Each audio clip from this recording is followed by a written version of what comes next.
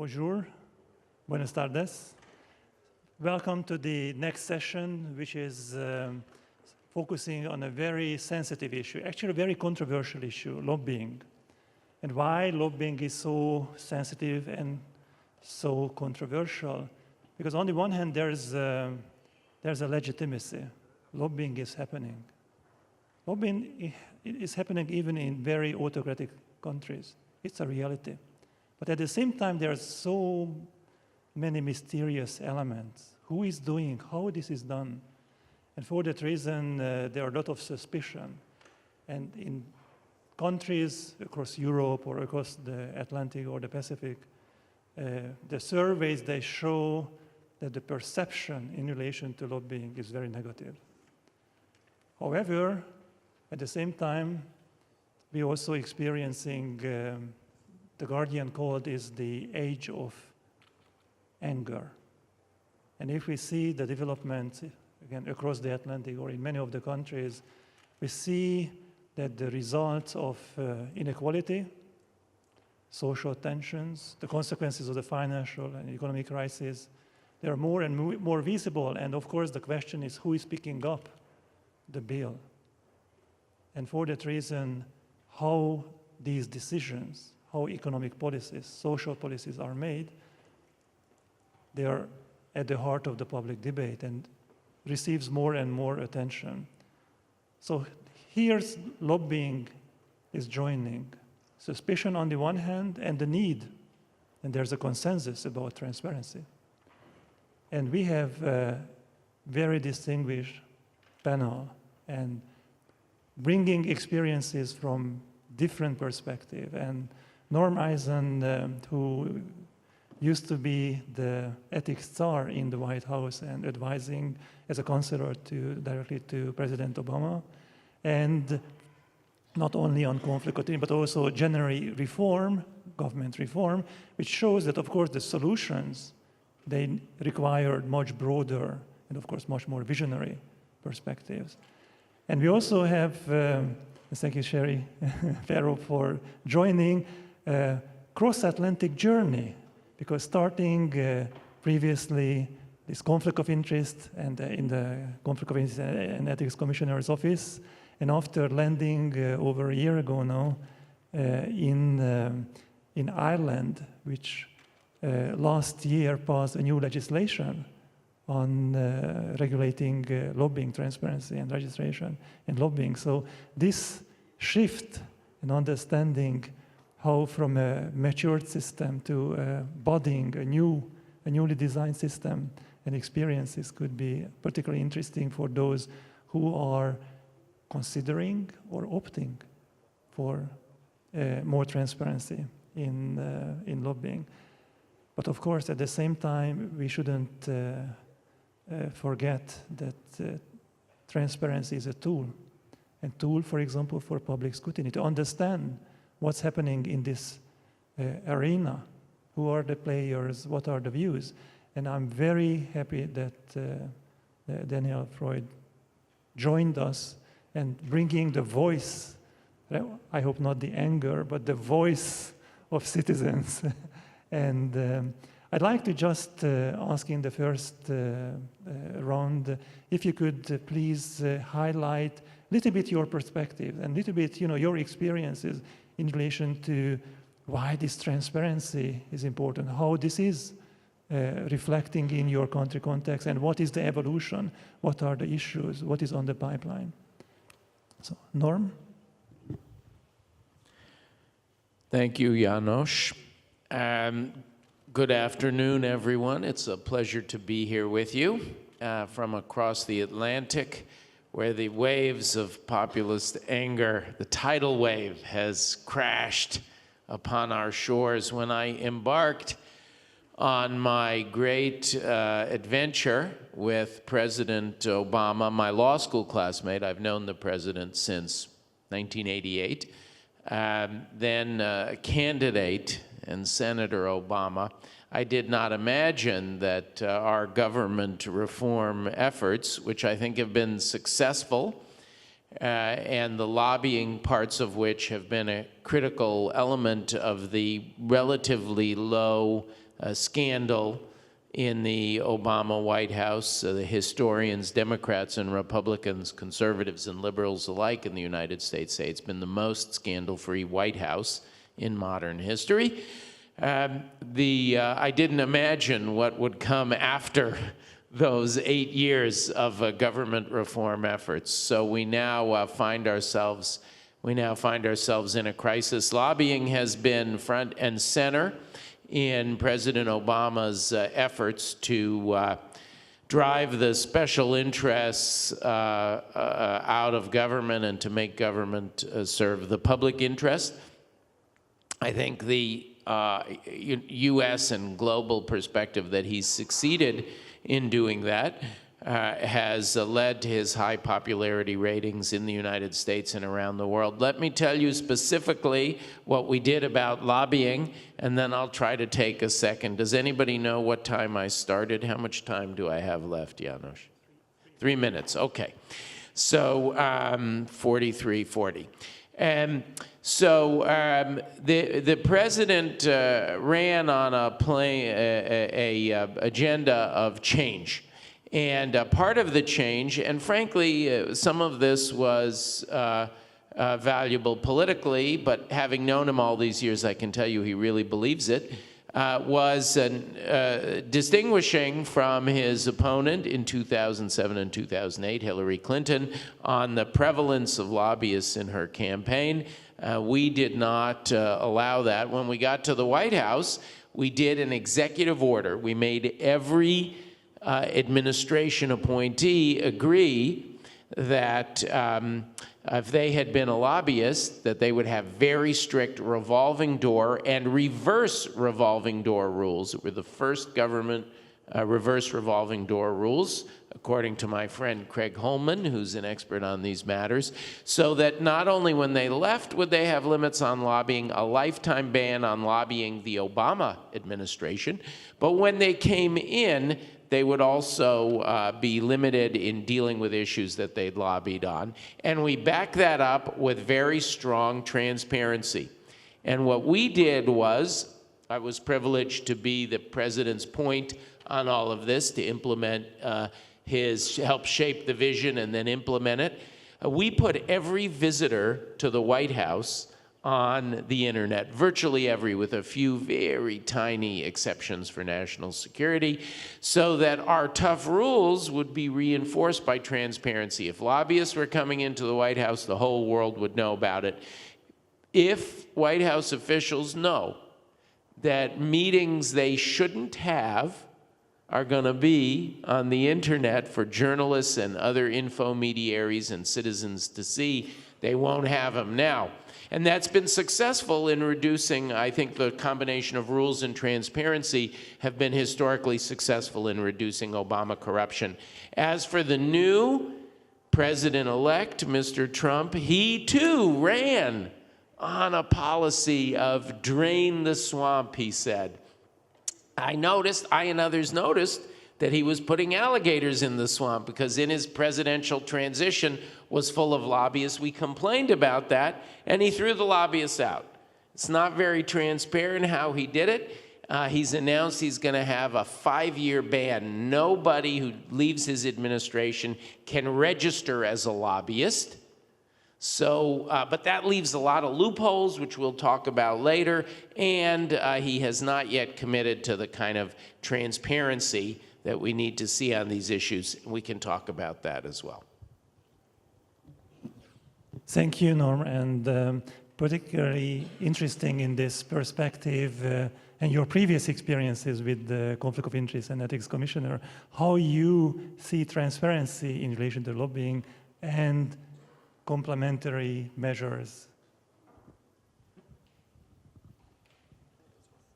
Oh, it's on, okay.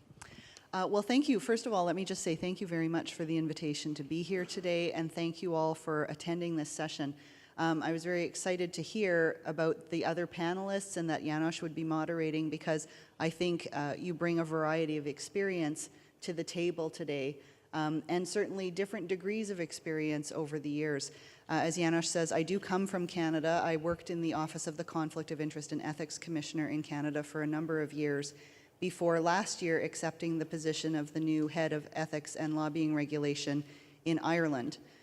So I have had the benefit of the experience of working in Canada, which is a mature system, which has been regulating lobbying for over 30 years, and also has in place, of course, all of the other key components of a robust ethics framework, which would be things like freedom of information and managing conflict of interest and ensuring protection of privacy and all of those other aspects. So in terms of the experience in Canada, obviously I can just give you, and it wouldn't be, because I'm not employed by the Canadian government anymore, I don't want to speak too much about the existing system other than to say there is a 5-year ban on any public official leaving office from going back and lobbying their former colleagues.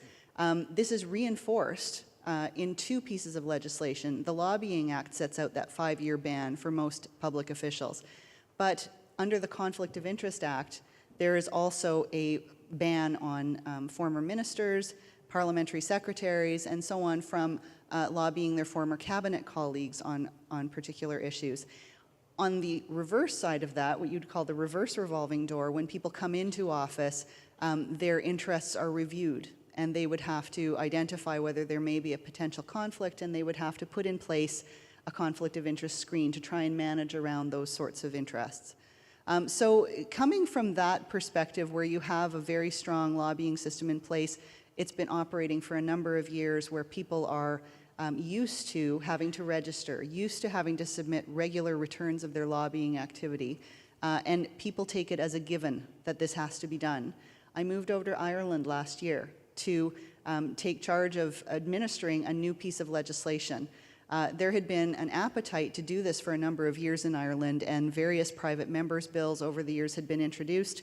But finally, the government introduced legislation that was passed and signed into law last March and came into effect on the 1st of September of 2015. This has changed the game in Ireland, and it has been incredible to not only watch this happen, but to have some role in making it happen. And coming to it from the perspective of being Canadian and having worked in the Canadian ethics context, it gives me the ability to say, yes, this is a culture change. Yes, this is something that is new and different and perhaps daunting for people on both sides of that equation, both the lobbyists and the lobbied, who are concerned about how this will affect their day-to-day operations, whether or not they can continue to get the work done. And I can say to them with experience, yes, it really does work, and no, you won't have to worry about a chill effect. One of the criticisms I heard of the legislation, or concerns I heard about the Irish legislation when it first came in, was that people were afraid there would be a chill effect. Nobody would want to meet with them anymore. How are they going to go about it? Ministers and members of the parliament are not going to want to sit down and meet with somebody who's lobbying if it has to be made public. They don't want their names in the paper about something. And I'm delighted to say that that hasn't proved to be the case. Those initial concerns have not been borne out. Lobbying continues. We now stand after not even, I guess just over a full year of implementation, and it's partial implementation, which we can talk about later. People have the requirement to register now if they're lobbying. People must submit regular returns of lobbying activity, and the Act casts the net very wide in terms of who is required to do so. We now have over 1,500 persons and organizations registered, and we have more than 7,500 returns on the system. You can see that lobbying is continuing, and yet the transparency has gone from 0 to 90 in a very short time frame. So we're delighted with that.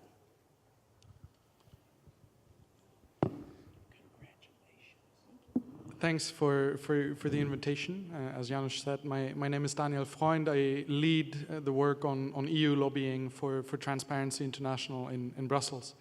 My organization has been working on lobby transparency for years. Last year, we published a fairly comprehensive study looking into how lobbying is regulated across the European Union, but also at the European Union level itself. Because one of the things we're trying to do is to demystify what lobbying really is, what kind of effects it has. I myself, I'm a lobbyist. I lobby the institutions to be more transparent on on all kinds of things, on conflicts of interest, on lobbying itself. And I think that is at least one of the things we're trying to do, is to say lobbying is an absolutely vital part of any healthy democracy. We can't do without that. We need the expertise, be it from human rights organizations like Amnesty, but we also need the input from companies when we want to regulate markets. So we're not going to do without lobbying, but we need to find the right rules to make lobbying transparent, to know what's going on, who is lobbying, how much money do they have, who do they employ. And we need a basic set of rules of what is good lobbying, how are lobbyists to behave, and what kind of behavior is not acceptable.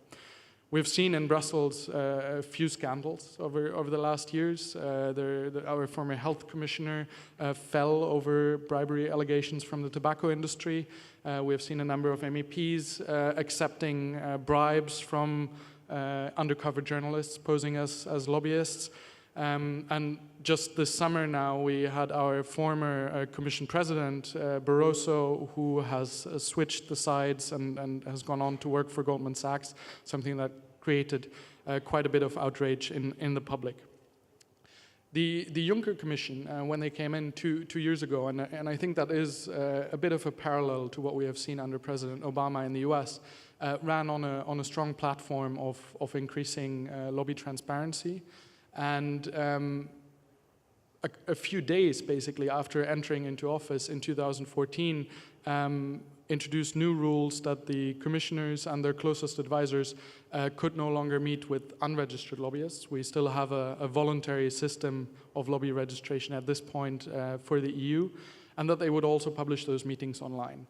So we at TI have been quite active at gathering all that data and connecting it to other data sets that are available.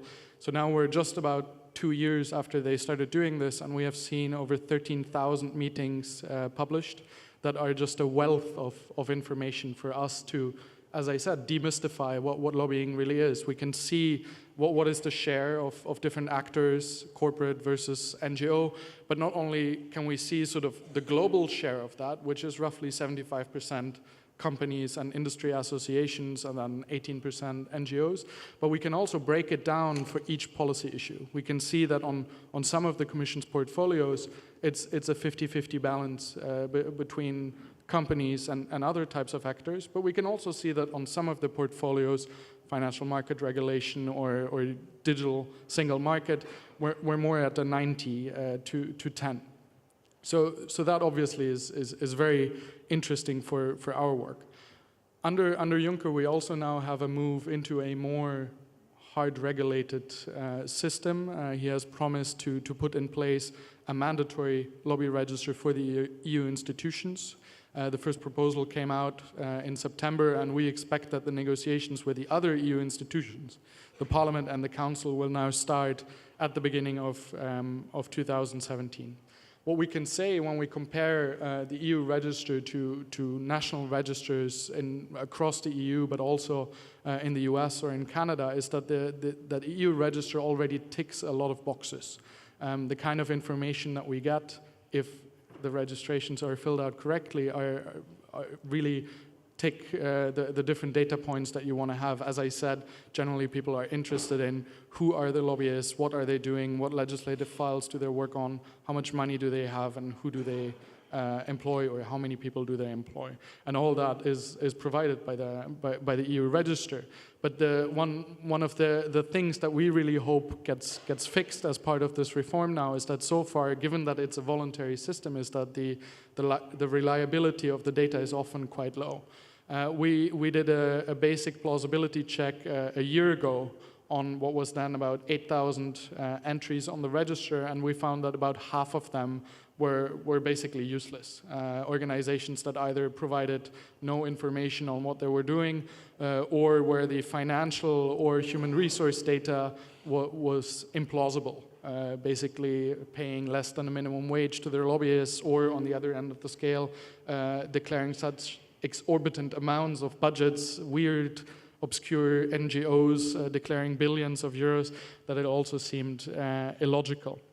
So that's really one of the things to to fix. And I think one really interesting thing with registers such as the one that we now have in Ireland is that we're seeing an interaction between what is happening at the national level and what is happening at the supranational level in the EU. So the Irish Lobby Register, for example, now covers certain interactions that might occur in Brussels. If you lobby an Irish member of the European Parliament, or if you go to the Irish representation in Brussels, you would have to sign up to the Irish Register. And if more systems move in that direction, the French Register just being adopted might create similar problems that soon, if we're lucky and we get national registers across the Union, we might soon have to sign up to 29 different registers for us ourselves and our work that we're doing in Brussels. Thank you so much. And you raised so many issues. One is, of course, lobbying is not only national and supranational, but lobbying is also global. When American companies are actually lobbying like privacy, I mean, very important global standards related to international commerce, for example. And for that reason, the expected level of transparency, but also expected level of good practices are around the same, whether this is this part of the Atlantic or the other part. Norm, you mentioned a very interesting example, which is publishing information about meetings, which is a very small steps if you see. But of course, this is the way how you use the new technology. So could you please highlight some, on the one hand, what is the impact, but also highlight some similar, what you could use as a good example or what really worked well in relation to transparency? In the United States, we do have mandatory disclosure for our national lobbying at the federal level. In fact, the legislation that mandated this is called the Lobbying Disclosure Act. The problem with the Lobbying Disclosure Act, and the White House Visitor Records policy builds on top of this scaffolding, all of our policies we decided to put on top of our Lobbying Disclosure Act. The problem with the Lobbying Disclosure Act is that it's full of loopholes. So, for example, while in theory every lobbying contact must be registered, you only have to register as a lobbyist once you pass the 20%, the notorious 20% threshold. So as long as you hold your work for your client to 19% of contacts, you don't have to register 19% of your work for that client. There's a huge shadow lobbying industry that has sprung up in Washington, D.C. of people who call themselves public relations consultants or others. So there'll be one person in the office who's a registered lobbyist, and then everybody else is consulting with the registered lobbyist. So it's pretty obscene. We did not want to buy into that totally, so we didn't make a distinction when we put the White House visitor records on between lobbying contacts and any other kind of contacts.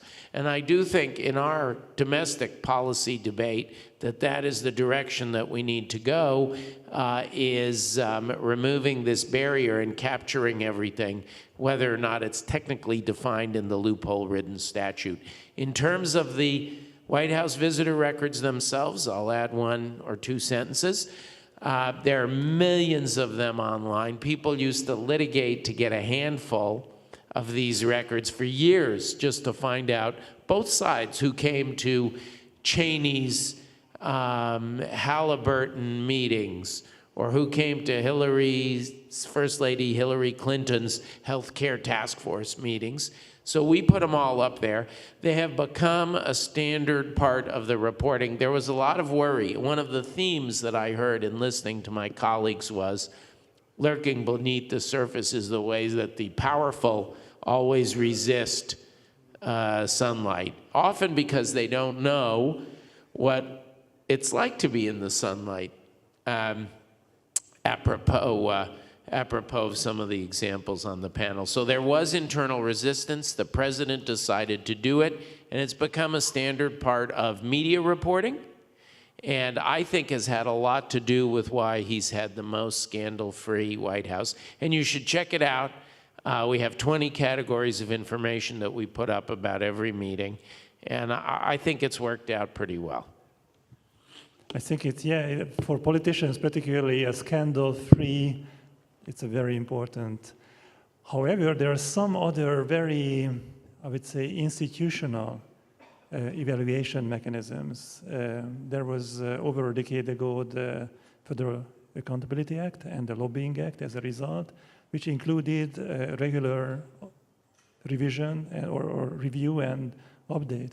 And similarly, the new Irish legislation require even after 1 year to start again a review and see the lessons. So from, again, the Irish and the Canadian experience, what would you consider as a particularly interesting, good example, good practice in relation to transparency? Well, that's a very broad question. I think what I would start off by saying is that within the Irish system, the new legislation that's been introduced, it casts the net a great deal wider than what I've seen in other jurisdictions, and it also does not have that 20% rule that we also have in Canada. And so that's probably the most interesting feature in terms of trying to make transparent every lobbying communication. So if a person falls within the scope of the Act, and that's a broad group, that includes businesses with more than 10 employees, it includes any representative or advocacy group that has at least 1 employee, so even small organizations, as long as they're somewhat professionalized, would fit. Any third-party consultant, not just the PR professionals or those who would call themselves lobbyists, but if you're a lawyer or a management consultant or an accountant and you're lobbying on behalf of your client, then you're in. And finally, kind of unusually, anybody, any individual that's lobbying about zoning and development, which is very specific to Ireland. So that means that if any of those people, you fall within scope, you contact a designated public official using any form of communication, whether it's formal or informal, can be an email, can be a text, can be a social encounter on the street. If you're talking about a relevant matter, then it's lobbying and it needs to be registered. So the challenge with that is, obviously, you're casting the net very wide in terms of who needs to know about this legislation and who has compliance obligations, but also you're going to have a lot of information on that register.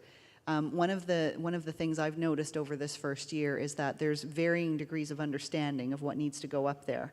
And people, unlike in Canada where you can look at a system that's been in place for a very long time, even though, yes, there was this Federal Accountability Act in 2006 in Canada, and that brought in new legislation, there had been a lobbying register prior to that. It wasn't new. It refined it. It changed some of the rules. And so, this has been around for a very long time in Canada. People can look to examples. They can look to other people's experience. They might be able to speak with other organizations or colleagues who have had to register on the Lobbying Act, so they'll see how it's done properly. And so you see a very high level of the quality of information that's available on those returns. But the quantity will differ because we don't have the we do have the 20% rule in Canada. In Ireland, the quantity is probably a lot higher. We're seeing, 2,500 returns at every deadline.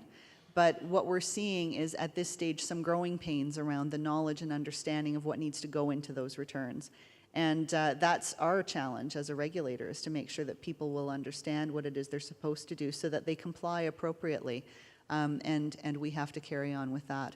I would say that whenever you're introducing any kind of big legislative change, whether it's something that you're tweaking an existing system, like happened in Canada in 2006, or you're introducing something that's entirely new, you have to look at the unique characteristics of the culture and of the audience and of the target groups that you need to reach out to, and make sure that you're tailoring your message so that they will understand what it is they're supposed to do. I think that most people in both jurisdictions that I've seen, most people want to do the right thing and they want to comply. I'm not seeing a lot of people trying to shirk their obligations, but they might not understand how to comply, and that's where we need to do a better job, I think, as regulatory bodies. Thank you so much, Sherry. And turning to the supranational level, Brussels is expected in many cases to set example. And I think they did in just mention one example, the legislative footprint, which was very innovative, I mean, earlier, and it's quite spread around Europe currently and used by, for example, in the French legislation, etc. So what experience would you consider similarly good practice, and how this can be used in other jurisdictions?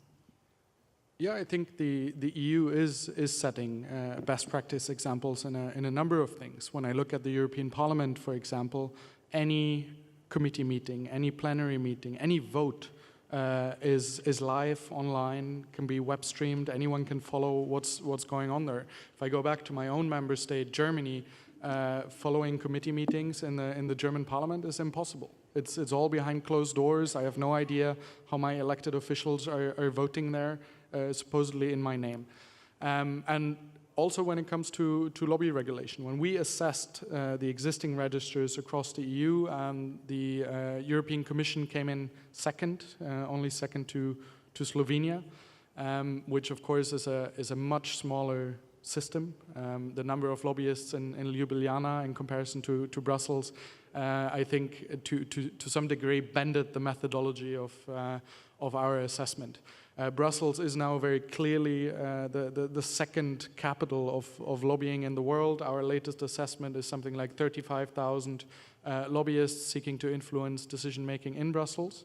And as I said, the system that has evolved over the last years and that hopefully will make the next big leap now next year with a mandatory system is already quite good, but it is also incredibly important that it is, because there is more lobbyists in Brussels than in any other European capital, and we see with the state of the public debate across Europe, with Britain just having voted to leave the European Union, but with Euroscepticism on the rise in many or almost all of our countries, it is vitally important to lead on these issues, and that the European Union sends a crystal clear message that we're not in for somewhere in the middle of what member states do, but we're trying to set the gold standard in Brussels that member states can take inspiration from, and I think that is happening. I think, I followed the debate here in France on the Sapin II law quite closely, and the rules that have been set in Brussels repeatedly come up. And that is similar in other national debates when now member states are thinking about we should introduce a lobby register as well.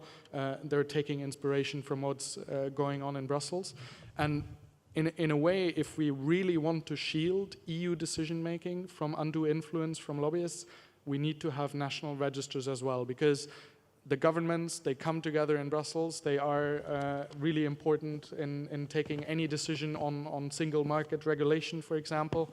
We have seen instances repeatedly where basically lobbyists get their way in let's say, Berlin, and then the German government becomes their champion, and they defend their lobby interests in Brussels. And if we cannot see what is happening at the capital level, then lobbyists continue to sneak their way into EU decision-making. May I comment?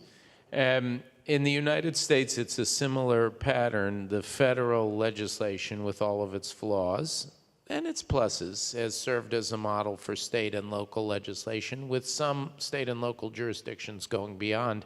In fairness to our president-elect, Trump, his plan bans people who leave his administration from doing any state or local lobbying. So he has a broader vision, broader than we did, I must say.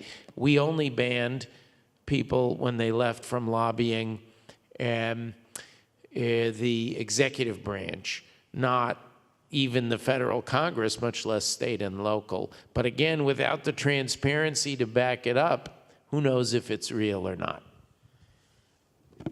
So I'm opening this conversation and debate, and please signal if you have any question.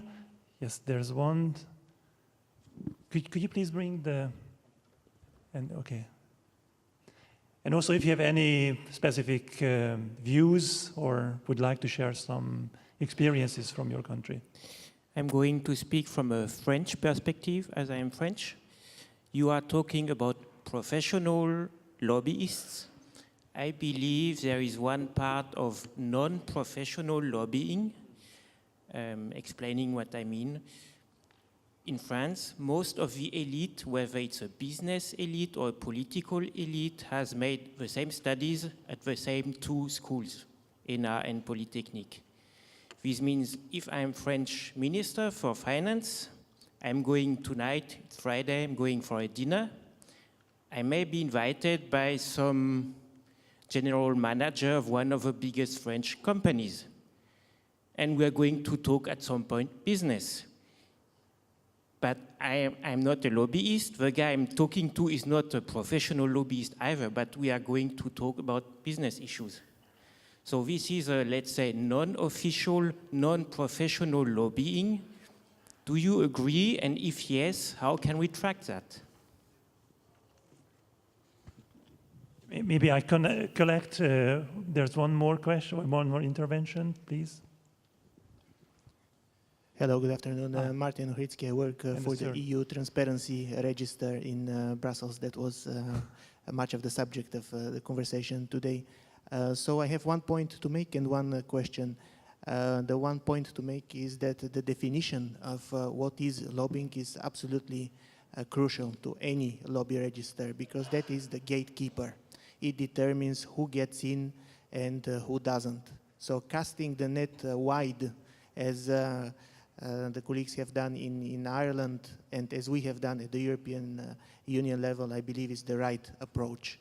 And excluding any loopholes is also the right approach, because lobbying is diverse, lobbying is complex, lobbying is evolving, it's dynamic, and it is important to capture all its forms, NGO, business, think tanks, legal status or not. They all have or try to have a say in the policy-making process, so they should all be in.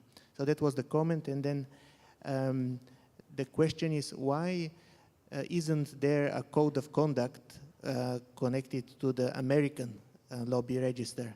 We in the European Union have one, and it's a strong feature of our register that I believe is sometimes forgotten. It's not just that we have more than 10,000 organizations signed up to the register, but we also have this kind of moral compass to which all registrants are supposed to sign up when they join the register, and then the code of conduct binds all the employees in the organization. But we don't find something similar in the United States, and we don't find it in many other national systems. Thank you. Just one more question, please. Hello, thank you.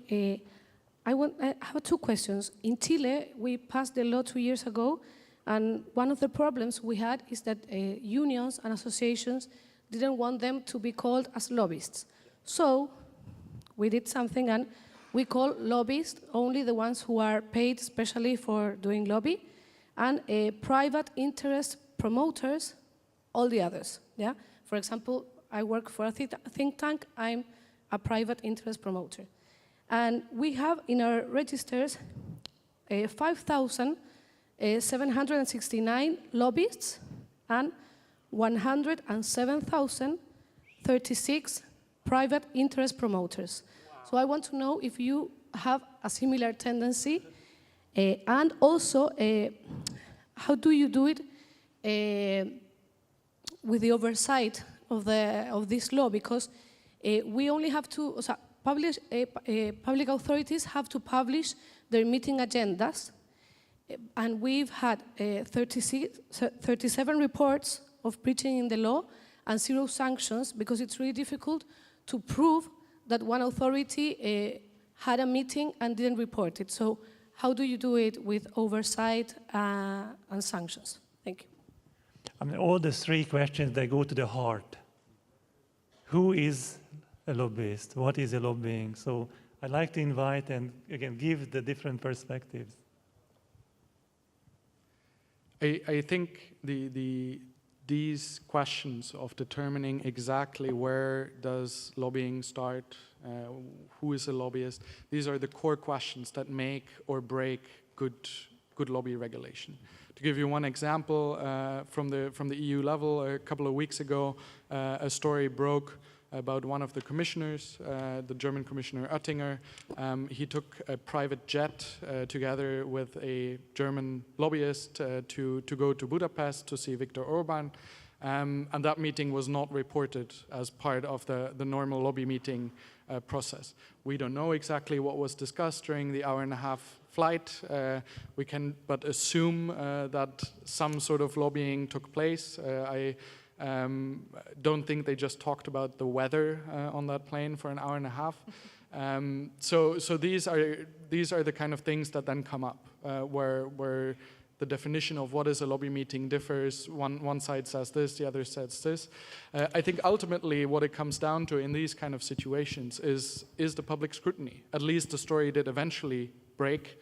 We're now discussing it, and hopefully within the Commission there will be a discussion whether these kind of meetings should be published or not. And I think the example that you gave from France, private dinners with friends, it is ultimately up to the public office holders to make sure that they're clean. I think in today's world there is a relatively high risk that ultimately these kind of stories come out. Pictures get published on Instagram or something, and then you see, okay, that person was at that dinner. Journalists ask the question, civil society ask the question, and they will have to defend that this was not a lobby meeting and that everything is clean. I think that brings me to the heart of this all. We can make the best laws in the world. What we need is the right culture. What we need is the scrutiny from the public, from journalists, but from every citizen that ultimately take this into consideration when they go vote. All this doesn't help if those politicians that are clean, that remain scandal-free, when it comes to elections, they get kicked out of office, and people that do not have those kind of clean behaviors get elected. So it's up to us to exercise the most important right that we all have, which is the right to vote, to keep corrupt and unclean politicians out of office.